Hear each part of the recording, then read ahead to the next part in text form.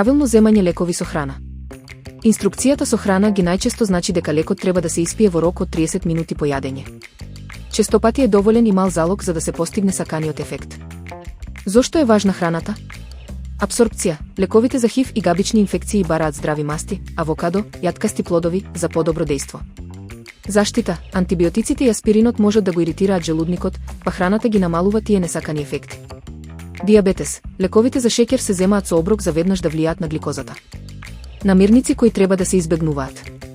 Грейпфрут. Може опасно да го засили дејството на некои лекови. Млечни производи. Калциумот ја спречува апсорбцијата на одредени антибиотици.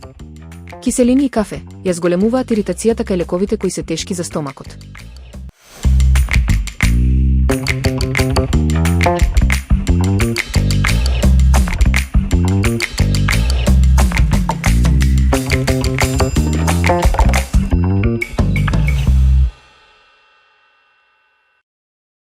Гел од шеќер, нова надеж против келавост.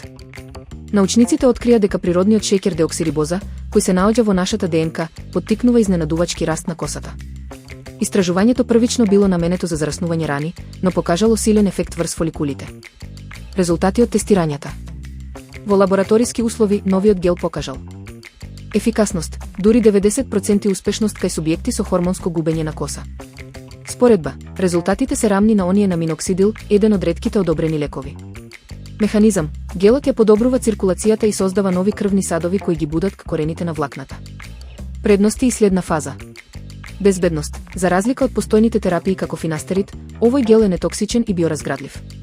Иднина. Иако резултатите се одлични, предстојат тестирања кај луѓе за да се потврди ефектот надвор од лабораторија.